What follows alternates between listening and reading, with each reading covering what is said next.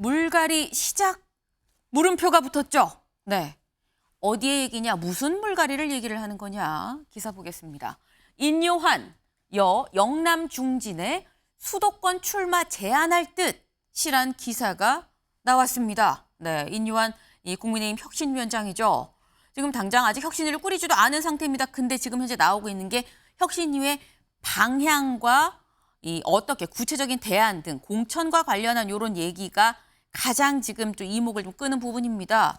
관련해서 나온 얘기, 영남권 중진한테 수도권 출마를 제안을 할 걸로 보인다라는 겁니다. 윤두현 의원님, 경북 경산이시죠? 예. 네, 뭐 중진은 아니십니다. 근데 일단 혁신위원장이 영남 중진한테 수도권이라면 험지를 얘기하는 건데 험지 출마를 제안할 것 같다라는 요 흐름 어떻게 보십니까? 일단 그 이야기를 하기 전에 네. 험지라는 용어가 과연 맞느냐. 그래서 저는 험지라는 표현보다는 격전지라는 네. 표현이 맞다 이렇게 이제 생각을 하고요. 네. 그다음 그 영남 중진들의 수도권 출마의 목적이 뭐냐? 무엇을 위한 그 지역구 이전이냐? 네. 그러니까 인적 쇄신이라는 것은 좀 잘못된 표현이다. 그러면 격전지에서 좀 더 인지도가 높은 그 당의 주요한 자산을 네. 그 수도권으로 해서 이른바 그 승률을 높이는, 그래서 의석수를 높이는 데 목적이 있다면 여러 가지로 이제 받아들여야 되겠죠. 그러나 그렇지 않고 그 인적 쇄신을 하기 위해서 떨어지는 것이 확실시 되는 지역에 내보낸다. 그거는 유권자에 대한 예의가 아니다라고 생각을 합니다. 다만 이 특정 정서에 이제 특정 지역에 오래 있음으로써 그 지역 네. 정서에 매몰돼서 안주하는 것을 바꿔야 된다. 네. 한다면 그 또 다른 의미의 인적 쇄신이 있어야 되는 거지. 이른바 말하는 그 흠지라는 그 표현을 쓰는 격전지에 내보내는 그것은 맞지 않다. 다만 만약에 특정 지역에 있는 중진 의원들을 격전지로 보내야 될 필요가 있다면 유권자와 이 접촉할 시간을 넉넉하게 주는, 네. 다시 말해서 총선에 임박해서 할 게 아니라 당의 장기적 플랜에 의해서 미리 네. 하는 것이 좀 더 모양새가 좋지 않았겠느냐라고 생각을 합니다. 요건 좀 추가로 좀 여쭤보겠습니다. 예. 윤 의원님. 아까 말씀 중에 험지가 아니라 격전지다. 그리고 나가면 무조건 죽을 곳에 보내는 건, 그러니까 이른바 험지가 아니라 사지로, 격전지가 아니라 사지로 보내는 건 맞지 않다라고 말씀을 하셨는데, 통상적으로 국민의힘에서 수도권은 물론 수도권에서도 지역별로 다를 수 있긴 합니다만 수도권은 사지입니까, 격전지입니까? 격전지죠. 격전지로 봐야 되지. 그러니까 네. 그 험지라고 이야기하는 것은 이제 그 지역에 대한 유권자의 판단이 고정돼 있다라는 게 전제가 되는 거잖아요. 그게 아니죠. 우리가 늘 유권자에게, 국민들에게 어떤 자세로 다가가느냐, 낮은 자세로. 그래서 우리 당이 가지고 있는 정책이 우리 국민들, 당신들을 보다 나은 삶으로 이끌 거다라고 설득하고 있어. 그래서 이 유권자의 선택을 얻는 거지. 이게 가면은 무조건 떨어지고 무조건 당선되고 고정적으로 보는 것은 맞지 않다. 그리고 그 이른바 말한 지역구를 옮겨서 성공한 것은 우리 이제 정치사에서 보면 대표적인 사례가 두 가지가 있습니다. 하나는 좀 오래된 이야기인데 1985년 2월 12일 2.12 총선 때 청주의 이민우 라는 정치인이 계셨는데 정치 그 규제가 돼 있다가 풀리면서 서울 종로 중구에 나와서 신한민주당 바람을 불러일으켜서 신한민주당이 그 대승하게 되는 것을 만든 게 있고, 그다음 하나는 노무현 대통령 2000년 총선에서 안정적인 종로를 버리고 부산으로 가서 실패했지만 2년 뒤에 대통령 선거에서 승리하는, 그러니까 이 10보 전진을 위한 1보 후퇴의 사례가 있었고. 알겠습니다. 일단 무조건적으로 보내는 건 좀 반대다라는 입장이신 것 같아요. 김영배 의원님. 네.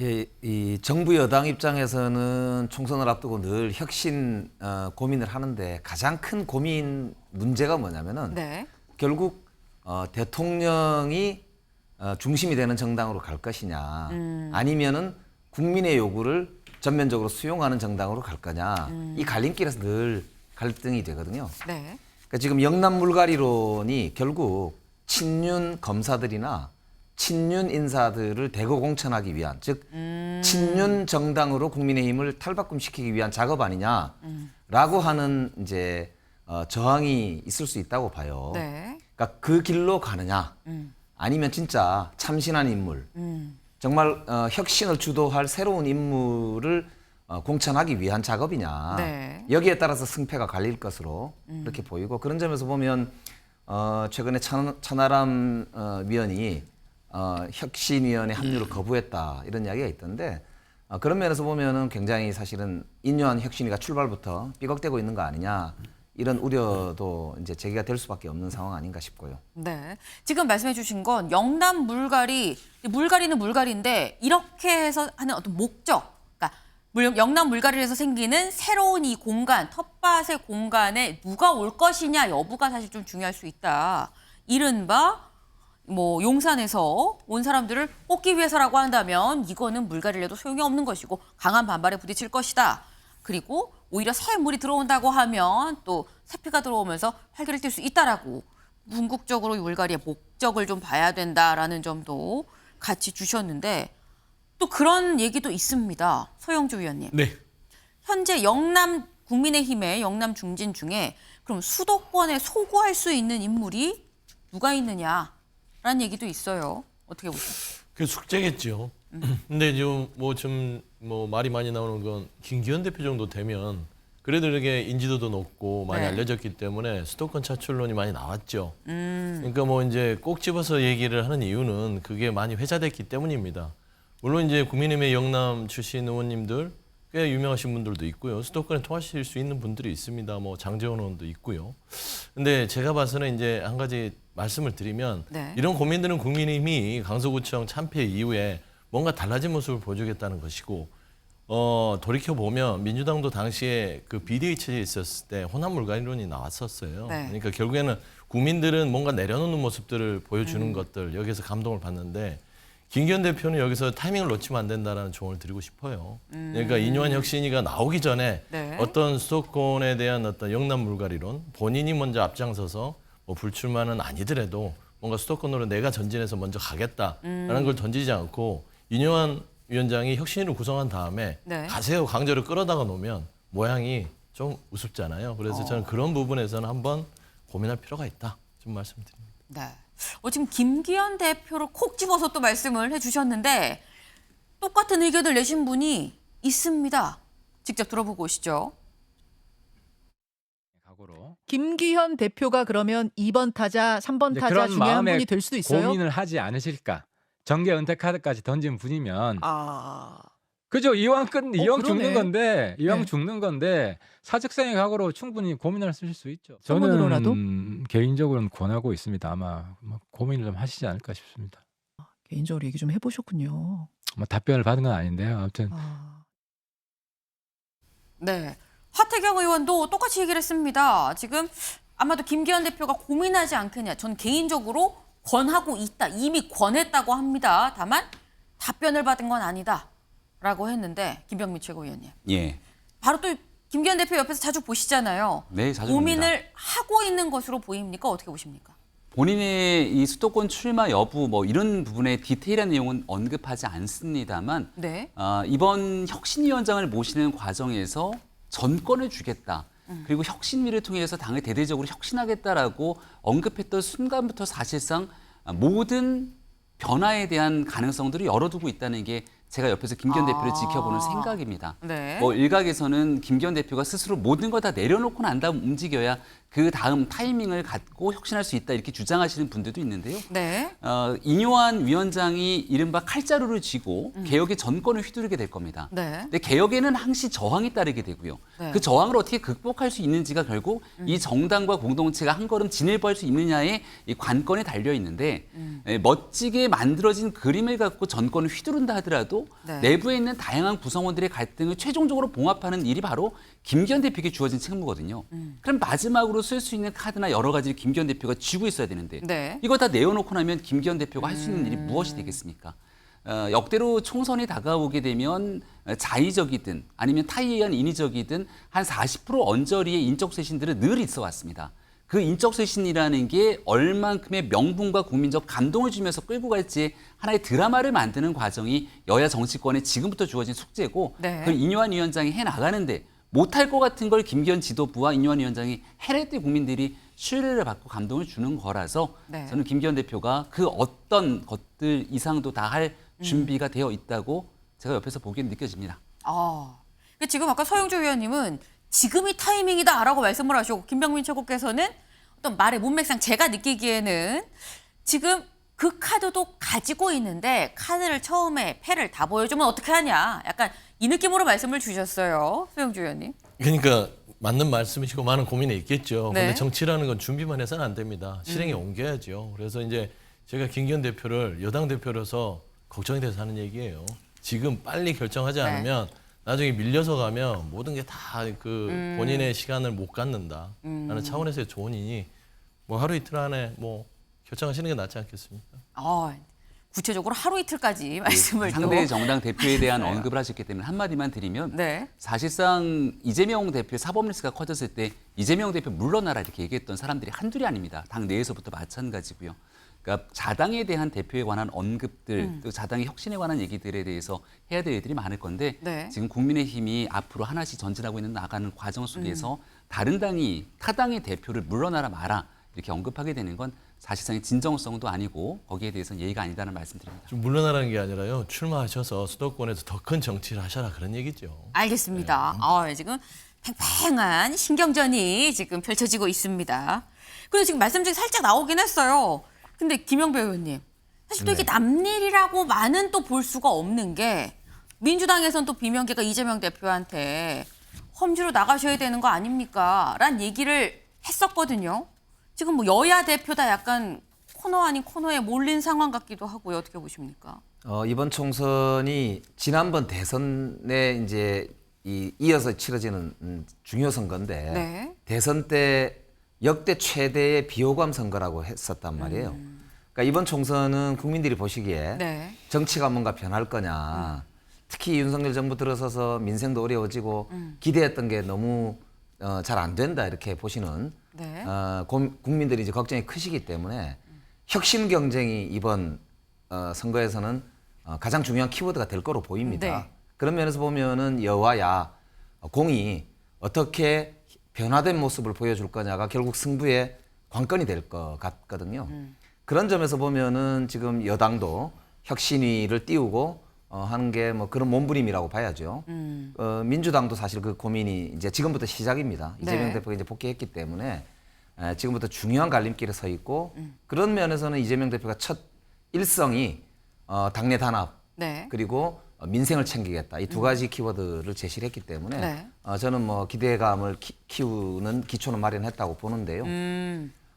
그런 점에서 이제 여당에 대해서 제가 바라볼 때 혁신위는 외과 의사잖아요. 네. 당 외부에 있던 분이 이제 와서 당을 수술하는 거거든요. 실제로 의사이시기도 해요. 그러니까요. 그러면 의사가 제일 먼저 하는 게 제일 필요한 게 진단이고 네. 두 번째는 초기 조치거든요. 초기에 승부가 납니다. 이게 결과가 잘 나온다고 되는 게 아니고 네. 결국 여론을 먹고 여론을 모으고 그래서 그 힘으로 결국에는 외과 수술을 해야 되는데 그 여론 없이 어떻게 성공하겠습니까? 그런 점에서 보면은 저는 초기에 이루어지는 조치들이 국민들 보시기에 합당하다고 봐야 될 텐데 가장 큰 걸림돌은 저는 대통령 계신 상태에서 과연 인요한 위원장이 대통령의 뜻과 이런 걸 거스를 수 있겠냐. 이런 이제 지점들이 핵심이 아닐까. 네. 이제 그렇게 보여요. 제가 질문을 지금 이재명 대표도 험지 출마 요구가 있는데라고 드렸는데 여야다 혁신 경쟁을 하고 있습니다라고 말씀을 하시고 국민의힘 인요한 혁신으로 마무리를 일단 주셨습니다. 네, 알겠습니다. 일단 다시 국민의힘 혁신으로 좀 돌아와 보죠. 네. 근데 국민의힘 혁신이 지금 뭐 물갈이 얘기까지도 슬슬 나오고 있죠. 그런데 혁신위만 지금 출범하는 게 아니고요. 지금 국민의힘에 다른 출범할 기구도 상당히 많습니다. 다음 기사를 좀 보겠습니다. 여당 총선기획단 영입이 내주 발족, 혁신위와 공천 주도권 경쟁할 듯입니다. 네. 혁신위는 일단 혁신위원장이 확정이 됐고요. 혁신위원 어떻게 뽑을 것이냐, 구성할 것이냐가 지금 관건인데 이거 말고도 총선 기획단도 있고요. 영입위도 있고요. 지금 다음 주에 속속 나온다라는 겁니다. 근데 여기 보면 밑줄을 좀 보겠습니다. 이제 곧 다음 주에 출범한다는 총선기획단이 역할이 뭐냐. 공천 방향과 총선 전략, 예비후보 지원 방안 등 총선 로드맵을 짜는 컨트롤 타워입니다. 그리고 이 단장은 내년 총선 공천 실무를 총괄하는 당 사무총장입니다. 지금 당 사무총장은 대구 경북 출신의 친윤계 이만희 의원이다라는 거죠. 근데 그렇다고 한다면 윤두현 의원님, 지금 영남권 물갈이를 얘기할 것 같다라고 혁신위에서는 그러는데 총선기획단에선 TK 출신의 이만희 사무총장이 딱 버티고 있는 그런 상황입니다. 상호 충돌하지 않을까라는 면이 좀 담겨 있어요. 왜 충돌한다고 보는지 제가 이해가 좀 안 됩니다. 공천 주도권 경쟁 안 할 거다? 예, 그러니까 이제 네. 이게 그 전략과 전술이죠. 그 혁신위는 전략, 스트래티지를 논의하는 거고, 네. 그 총선 기획단은 그 택틱, 전술을 다스리는 겁니다. 그러면 전략 아래서 전술이 나오는 거잖아요. 그러면 서로 협조해서 그 보다 더 나은 그 시너지 효과가 나는 네. 대책이 나온다 이렇게 보셔야 정상이지. 그 지나치게 갈등 구조로 보면 네. 그것은 그 현실에 맞지 않다. 예. 뭐 그럼 답이 됐는지 모르겠습니다. 네, 전략과 전술이 다르고 때문에 함께할 때 오히려 시너지가 있는 거 아니겠느냐라는 말씀인 것 같아요. 김병민 최고님. 네, 조금 더 첨언을 드리면 사실상 12월 12일이 되면 예비 후보가 등록되고 총선이 시작이 됩니다. 네. 그러니까 지금이 벌써 10월 말이니까 한 달 정도가 지나게 되면 총선이 막 시작된다고 볼 수 있는 것이겠죠. 그러니까 당 차원에서 봤을 때는 혁신위원회는 당을 뒤바꾸게 되는 혁신 룰과 전체적인 변화에 대한 총괄 그림을 그리는 곳이고, 이 총선 기획단 같은 경우는 실무 작업을 해서 총선을 준비할 수 있는 하나하나의 단계를 잡아가는데 총선을 앞두고 제일 중요한 게 뭡니까? 사람 두 사람이지만 국민께 전달할 수 있는 메시지와 공약을 설정하게 되겠죠. 네. 혁신위원들이 10명 내 안팎의 이제 혁신위원들이 있다면 당을 뒤바꾸게 되는 혁신 과정들을 하기에도 남은 한 2달 정도의 시간들이 아주 촉박하게 다가올 겁니다. 네. 그럼 총선을 이끌어 나가기 위한 그 수많은 공약들과 실질적인 자원 지원 등에 대한 얘기는 당에서 손을 놓고 혁신이만 바라볼 수 있는 것은 아니거든요. 이 총선 기획단이 총선을 준비하기 위한 공약 등 실무 작업들에 총력을 기울일 거고, 일각에서 얘기하는 것처럼 뭐 공천의 주도권을 놓고 서로 간에 역할 다툼, 갈등이 있는 것 아니냐고 얘기를 합니다만은 전혀 그런 상황과는 무관하게 이 혁신위가 갖고 있는 기본적인 틀을 존중해 나간다라고 하는 점에 대해서 다시금 강조해서 말씀드립니다. 네, 지금 혁신위와 총선기획단이 서로 경쟁하는 사이가 아니고 손과 발의 사이다. 같이 가는 거다라고 또 말씀을 또 주셨어요. 네. 근데 말씀 중에 지금 나왔죠. 혁신위가 지금 2달 동안 빨리 혁신위원 꾸려서 이 일을 하기만도 굉장히 바쁘다라고 말씀을 하셨는데, 혁신위원은 대체 누구로 짜이느냐, 몇 명으로 짜이느냐 얘기가 또 솔솔 나오고 있습니다. 다음 기사를 좀 보시죠. 인요한 혁신위 26일까지 구성. 네, 내일입니다. 7명 안팎 출신지 배분할 뜻이라고 나왔습니다. 어제 기자들이 인요한 위원장이 가는 곳마다 좀 화장실까지 따라가면서 계속 물어봤다고 합니다. 몇 명입니까? 언제 발표합니까? 누굽니까? 물었는데 목요일까지요. 목요일 계속 목요일을 얘기를 했다는 거죠. 26일 혁신이 26일까지 구성할 겁니다. 좀 시간을 주세요. 공부하겠습니다라고 얘기를 했습니다. 7명 안팎으로 구성이 될 것 같다. 출신지는 배분할 것 같다라고 지금 얘기가 나왔어요. 지금 위원회 얘기가 나오는 사람이 호남의 박은식, 이 호남 대한포럼 대표죠. 그리고 김경률 회계사, 아마 다 아실 것 같습니다. 조국 흑서의 저자죠. 김경률 회계사 이미 내정이 됐다라는 얘기가 나고요. 원 내에선 전주혜 의원이 또 물망에 오른다라고 합니다. 네. 근데 지금 이 구성 자체는 이런데 다음 기사를 좀 이어서 보고 얘기를 좀 이어가 보겠습니다. 네. 여혁신이 원외 인사 중심 7에서 9명 전망, 쓴소리 2인방도 포용할까? 네. 일단 이 뭔가 김경률 회계사도 있고요. 네, 뭐 박은식 호남 이 대한포럼 대표도 얘기가 나오고 뭐 하나 둘 좀 얘기가 되는 것 같습니다. 내일 당장 나온다고 하면 지금 웬만큼 짜였다라고 봐야 되는 건데 이인방도 포용할까? 여기서 말하는 이인방은 누구냐? 네, 유승민, 이준석계가 합류할지 여부입니다. 어제 기자들이 이것도 물어봤습니다. 비공개 포용하는 겁니까? 두 사람 어떻게 되는 겁니까? 라고 물었는데 인 위원장 뭐라고 얘기를 했는지 들어보고 오시죠. 저는 그 도구입니다. 전문가들을 모셔서 그분들의 이야기를 취합을 해서 좋은 이 방향을 잡아서 나가는 그런 저는 도구입니다. 도구. 기초를 우리가 다집니다. 이 당을 위한 기초. 그리고 더 크게 봐서 대한민국. 피눈물 같이 대한민국을 사랑하는데 그 기초를 다져야 됩니다. 요번에 다 바뀌어야 됩니다. 근데 이 통합에 뭐 소위 비윤계라는 그런 부분이 포함이 될까요? 모두 다 내려놓고 통합해야죠. 기자가 콕 집어서 물어봤죠. 비윤계도 포함되는 겁니까? 라고 물었더니 모두 다 내려놓고 통합해야 합니다. 같이 가야죠 라는 얘기입니다. 근데 이걸 보면 그럼 비윤계도 지금 혁신위에 들어가는구나 싶은데 다음 기사 보겠습니다.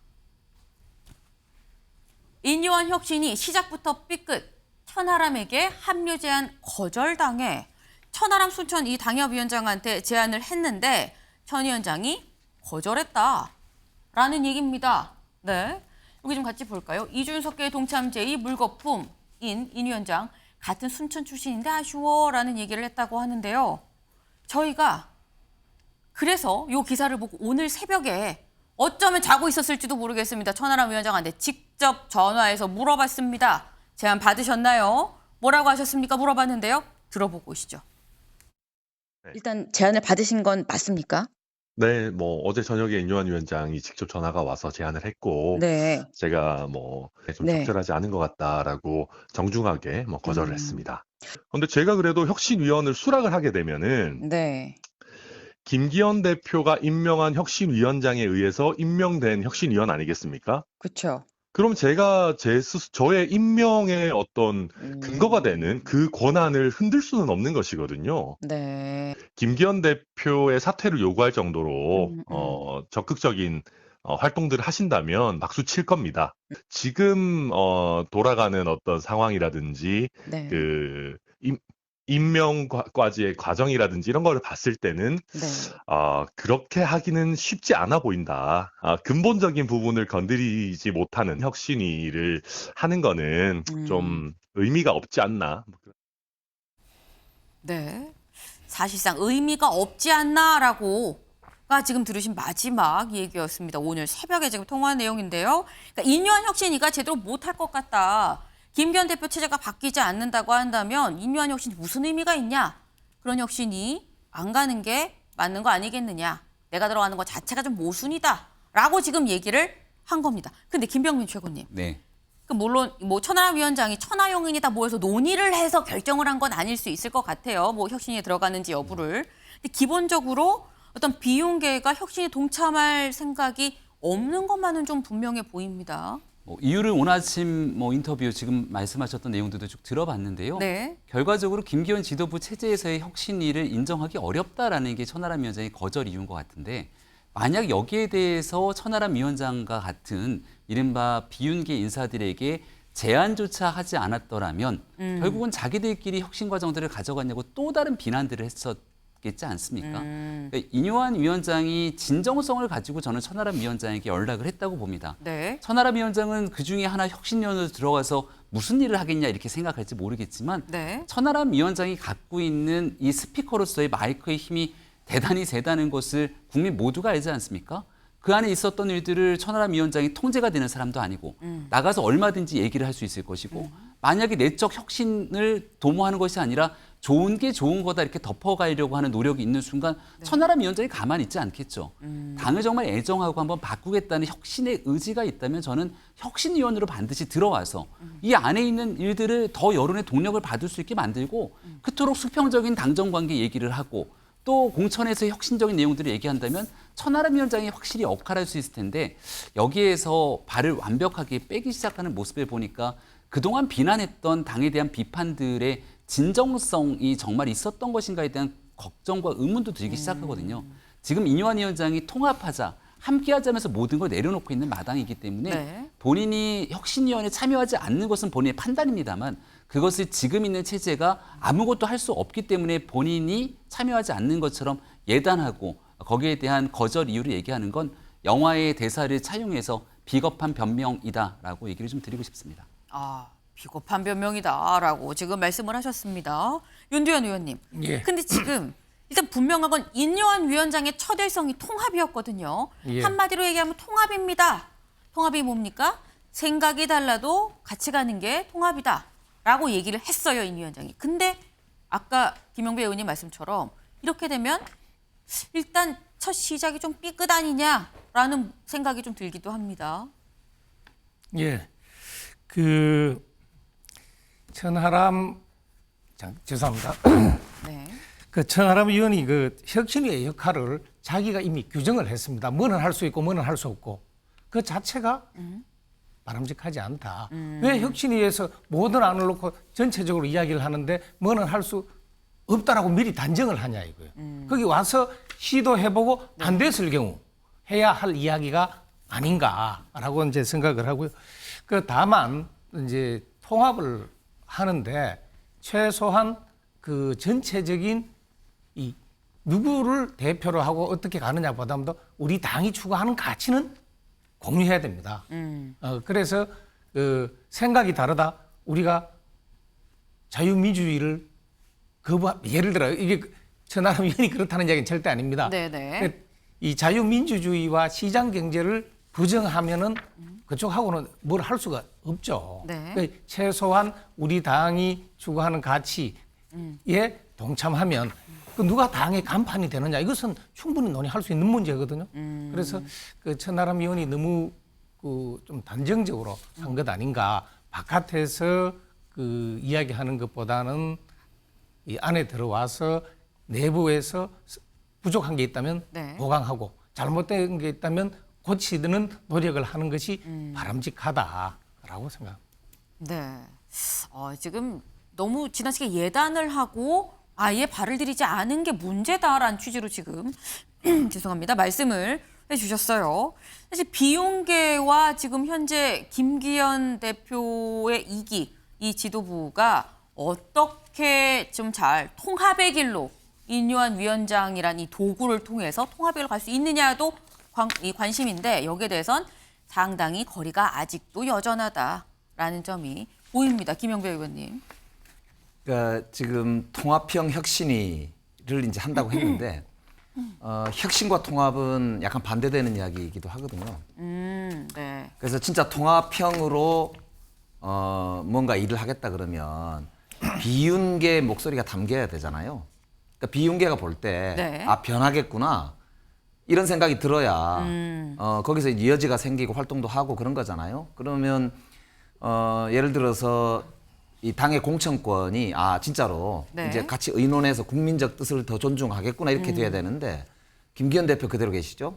당 사무총장을 TK 임명하죠. 혁신이 따로 하고 아까 또 이제 공천기획단 따로 하고 영입위원회 따로 한다는 거 아닙니까? 그러니까 실제 공천에 관련해서는 아 김기현 대표나 대통령실이 주도하는구나. 그러니까 사실 달라진 게 없는 거죠.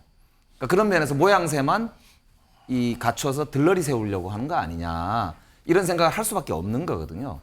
그리고 혁신이라는 측면에서도 뭔가 변하려면 지금 실제로 강서 보궐선거에서 나타난 민심은 윤석열 대통령의 이 독주 네. 이거에 대해서 국민들이 경고를 보낸 것이고 민생을 챙겨달라라고 하는 국민들의 절규거든요. 네. 근데 거기에 대해서는 답이 없고 이게 지나치게 기득권이 있는 당내 주류가 또다시 독주한다.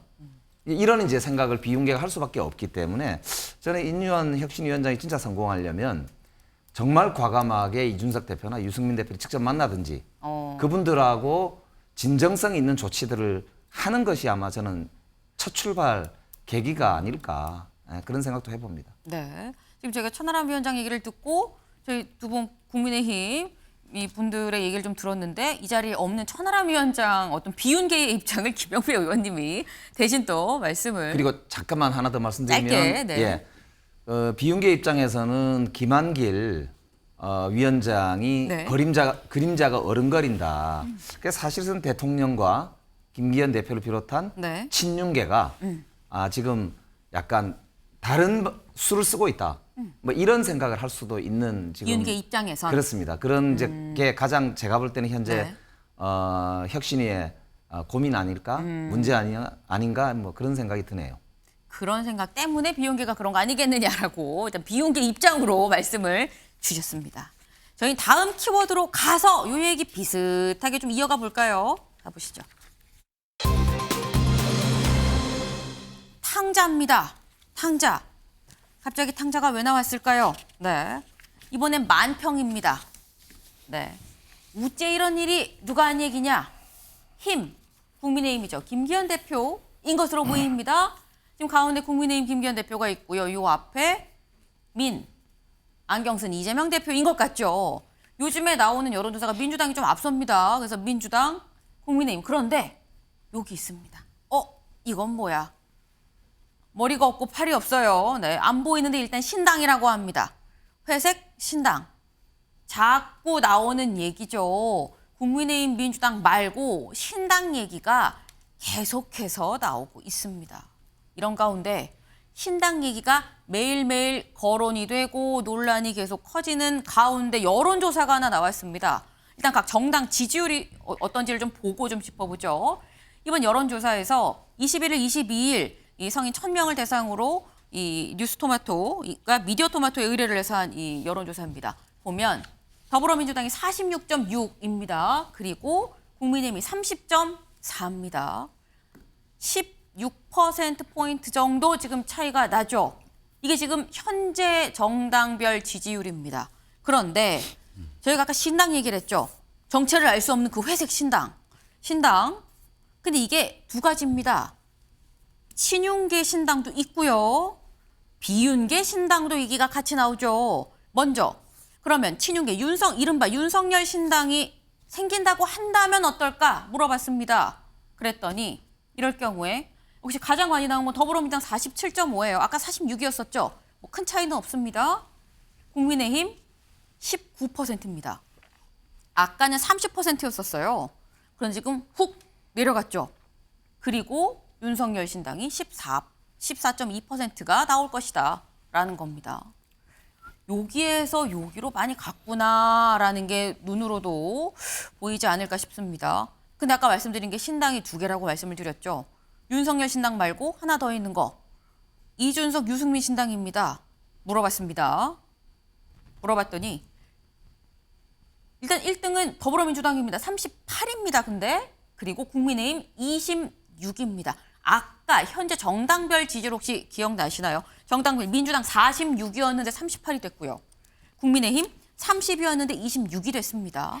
국민의힘도 줄었지만 민주당도 상당히 줄고 유승민, 이준석 신당은 17.7%를 얻는다라고 나왔습니다. 지금 이 여론조사 서영주 의원님. 네.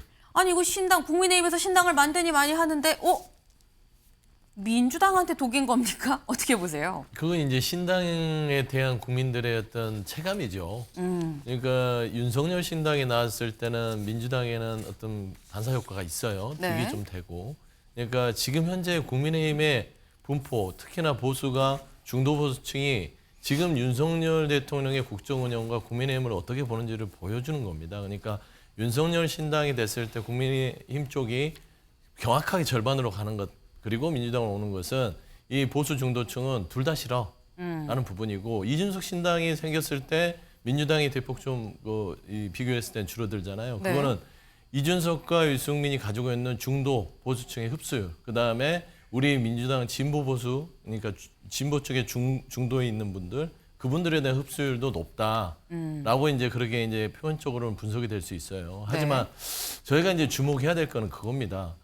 이게 전체적으로 국민의힘이 신당이 생겼을 때 그 합산이 민주당을 넘지를 못합니다. 그게 뭐냐면 건강한 보수인가라는 어떤 질문을 스스로 던지면서 혁신에 가까워져야 되고요. 가장 큰 거는 윤석열 대통령이 변해야 국민의힘도 변할 수 있다라고 보여지는 것이에요. 결국에 지금 혁신도 그렇고 지금 현재 신당이 생겼을 때 국민의힘의 전체적인 지지율의 변동이 그 콘크리트 안에서만 왔다 갔다 하잖아요. 그런 부분에서는 윤석열 대통령이 스스로 변하지 않으면 혁신이든 국민의힘이든 모든 것들이 더 이상 국민들한테 어떤 지지를 받을 수 없다는 점에서는 좀 시사하는 바가 있다. 좀 그렇게 평가하고 싶습니다. 네, 자 아까 유승민, 이준석 신당 그래프를 좀 같이 다시 볼까요? 네. 유승민, 이준석 신당 창당 때 말씀드린 것처럼 민주당 38이고요. 국민의힘 26이고 유승민, 이준석 신당 17입니다. 아까 더해도 넘지 않는다라고 했는데 만약에 이 경우라고 한다면 17 더하기 26은 38을 넘죠. 이 경우에 있어선 김병민 최고님. 예. 국민의힘 입장에선 이준석 전 대표 신당 차리는 게 우리한테 유리한 건가? 라는 생각하실 법도 해요. 너무 저 여론조사를 진지하게 바라보는 게 아닌가 싶은데요. 얼마 전에 여론조사 업체 수십 개가 모여서 선거 때 이런 여론조사 하지 말자고 자기들끼리 결의를 한 바가 있습니다. ARS 기반으로 하지 말고 전화 면접을 하고 최소 응답률 10% 넘게 가져가자. 선거 때 혼탁하게 갈 수 있는 여론조사에 대한 배제를 얘기하게 된 건데요. 이런 여론조사 ARS 기반으로 해서 응답률이 많이 잡히지 않는 여론조사인데 앞에 있었던 초창기 정당 지지율 그래프 한 번만 띄워주시면 좋겠습니다. 정당 지지율 볼까요? 제일 처음 시작됐던 정당 지지율 그래프. 우리가 통상적으로 봤을 때 그 잘 모름 없음이 15에서 1.9% 정도가 나왔는데요. 많은 여론조사 수치를 보게 되면 국민의힘과 민주당이 거의 양강 지지를 구축하고 있고 그에 못지않게 무당층이 한 30% 정도 가까운 비중이 나오고 있다는 것은 거의 모든 여론조사에서 잡히고 있는 수치입니다. ARS 기반으로 하게 되는 응답률이 저조한 여론조사는 흔히 말하는 중도층들이나 정치 저관여층들이 거의 응답을 하지 않기 때문에 지금 보이고 있는 것처럼 저렇게 중도층들의 표심이 잡히지는 않습니다. 그러니까 양당으로 극단화돼 있는 정치 환경들이 그대로 나온 상황 속에서 이게 어떻게 이합 집산이 됐을 때 표본이 달라지는가에 대한 여론조사일 뿐 중도층들이 신당을 만들었을 때 어떻게 갔을지를 분석하게 된다면 이건 여론조사 전문가들이 보기에도 정말 과학적이고 객관적으로 데이터 분석을 하는 것인가 이렇게 지적하지 않을 수가 없거든요. 여기에서 볼 수 있는 한 가지는 앞서 다음 그래프를 보여주시면 새롭게 신당이 만들어졌을 때 민주당의 적극 지지층과 국민의힘의 적극 지지층 중에서 누가 유승민, 이준석 신당을 더 지지하는가에 대한 여부를 판가름하게 되는 건데 매우 놀랍게도 민주당 지지층들이 훨씬 더 많은 포션으로 유승민, 이준석 전 대표의 지지세를 결집하고 있다는 것을 보여주는 하나의 지표로도 볼 수 있거든요. 그래서 이렇게 지지도나 여론조사를 바라보는 해석들이 다양할 수 있기 때문에 선거를 앞두고 이런 일들이 비일비재할 수는 있겠으나 유권자의 판단을 흐릴 수 있는 여론조사에 대해서는 최대한 더 객관적이고 과학적인 증거로 가기 위해서 여론조사 업체들끼리도 모여서 협력하고 있다는 말씀을 다시 한번 드립니다. 네, 저희도 어제인가 전해드렸었죠. 이 여론조사 업체들 모여서 ARS는 아예 배제하고 전화 면접으로만 해서 실질적으로 이 전화원 이 면접으로만 해서 10%가 넘는 응답률이 나올 때만 여론조사로 이게 공표를 하겠다라고 선언을 했습니다. 근데 거기에선 같이 함께 약속한 여론조사 업체도 있고요. 그렇지 않은 업체도 있습니다. 사실 이 경우에는 그렇지 않은 경우에 해당을 합니다. ARS로 100% 했고 응답률이 6%가 조금 넘는 그런 여론조사인데 때문에 이거를 믿을 수 없다, 좀 신뢰할 수가 없는 부분이기 때문에 이거 하나만 갖고 분석을 할 수는 없다라는 말씀을 해주신 것으로 보입니다. 윤두현 의원님. 예, 우리 김병민 최고위원 이야기에 잠깐 하나 이제 보태면 그 여론조사 이제 하면서 이제 윤석열 신당이라고 나왔는데 윤석열 신당이 탄생하는 배경이 뭐죠? 국민의힘의 발전적 해체 모여라고 해석을 해야 되지 그 두 개가 별도로 간다라고 보면 그것은 정치에 대한 이해가 제대로 안 된. 그래서 이준석, 유승민 신당은 국민의힘과 나누어서 보는 게 맞지만 윤석열 신당을 과연 국민의힘을 별도로 두고 또 그렇게 보는 게 맞느냐? 저는 전제가 잘못됐다고 봅니다. 윤석열 신당이라고 따로 있는 게 아니라 국민의힘이 뭔가 디벨롭이 될 상황인 건데 그걸 별도로 보는 것 자체가 맞지 않다라는 건데 김영배 의원님. 우선 두 가지를 보여주는 것 같아요. 하나는 윤석열 대통령에 대한 비호감도가 매우 높다라는 점을 분명히 보여주는 아까 그래프거든요. 한번 보여주시면 윤석열 신당이 만들어졌을 때 이제 국정 운영도 부정이 역대 최고지 않습니까? 윤석열 신당에 대한 선호도도 14%밖에 안 나오잖아요. 그러니까 이제 윤석열 대통령을 중심으로 한 정치 시스템이 네. 재구축되는 것에 대해서 국민의힘 지지자들조차도 동의하지 않는다는 거예요. 네. 이게 이번 총선을 앞두고 국민의힘에서 가장 주목해야 될 대목입니다. 그러니까 윤석열 대통령이 국정 운영의 기조를 바꾸지 않으면 네. 큰 문제가 닥칠 것이다. 큰 위기가 올 것이다라고 하는 걸 분명히 보여주는 그래프다. 이렇게 볼 수 있고요. 또 하나는 우리 민주당 입장에서는 아까 이제 보면 민주당 지지층에서 오히려 더 네. 신당으로 간다고 돼 있잖아요. 네. 저 점이 민주당 입장에서도 굉장히 좀 고민이 되는 지점이에요. 네. 저게 이제 민주당이 그만큼 국민들에게도 중도 보수를 포함해서 걱정을 끼치고 있는 점이 있다는 거예요. 그래서 저희들 민주당도 이재명 대표가 이제 복귀했기 때문에 네. 그동안 논의됐던 뭐 사법 리스크를 포함해서 이재명 대표에 대한 여러 가지 이제 평가들도 많잖아요. 네. 또 민주당이 너무 덩치도 크고 느리고 사실은 기득권화되어 있다. 이런 비판도 많습니다. 이걸 어떻게 극복할 수 있느냐가 결국 우리도 과제라는 점을 저 그래프가 분명히 보여주고 있습니다. 그래서 결국은 이게 뭐 우리 민주당도 네. 국민들의 평가로부터 자유롭지 못하고 이번 총선 앞두고 있으면 얼마나 우리가 스스로 혁신하고 기득권을 내려놓을 수 있느냐 이 도전대에 있다는 거를 좀 분명하게 알 수 있는 그래프인 것 같습니다. 네, 사실 총선이 다가오면 올수록 많이 등장하는 게 혁신, 쇄신이라는 단어죠. 네, 여야 할 것 없이 혁신, 쇄신 얘기가 분출이 되고 있는 상황인데 지금 유승민, 이준석 신당 자체가 나올 수가 없다라고 말씀하는 분도 사실 상당합니다. 그 이유가 국민의힘에선 이준석 전 대표 나가라고 하지 않는데 왜 이러는 것이냐라는 입장이기도 합니다. 그래서 나온 얘기가 저희 키워드였죠. 이 탕자 얘기가 나왔습니다. 무슨 얘기인지 들어보고 오시죠. 보수 정치의 핵심은 품격 있는 자세입니다. 품격 있는 언어와 품격 있는 발언 그리고 생각들, 행동이 보수 정치를 진보 정치와 차별화하는 아주 중요한 요소인데 네. 이준석 대표의 그 말싸움, 뭐 국내 최고 아닙니까? 근데 과연 이게 보수 정치의 그 본질과 어울리느냐? 인요한 박사님 또는 국민의힘도 예. 탕자를 기다리는 마음으로 기다려봐야 된다. 하지만 탕자를 기다리는데 결국 탕자가 돌아와야 되는 거거든요. 그러니까 이준석 대표가 바뀌어야 됩니다. 국민의힘은 끝까지 돌아온 탕자를 기다리자. 예. 하지만 탕자가 돌아올 마음을 품는 건 탕자밖에 못하는 거죠. 네, 국민의힘은 끝까지 탕자를 기다릴 것이다. 근데 결국 탕자가 돌아와야 되는데 탕자가 돌아오는 마음은 탕자가 마음을 먹어야 되는 거다라고 얘기를 했습니다. 네, 앞에 OX 팻말이 있죠. 여쭤봅니다. 탕자 돌아올 것이다. 하나, 둘, 셋. 완전히 갈렸어요. 네, 일단 국민의힘은 탕자 이준석 전 대표가 돌아온다라고 받고 민주당에선 아니다. 탕자는 돌아오지 않는다라고 지금 보시는 것 같습니다. 일단 서영주 위원님부터. 네. 네. 뭐 바람이 오겠죠. 이준석 전 대표가 나갔을 때 국민의힘이 입을 타격 돌아와야 된다라는 바람인 것 같아요. 근데 현실적으로 객관적으로 봤을 땐 돌아올 수가 없습니다. 이런 분위기에서는요.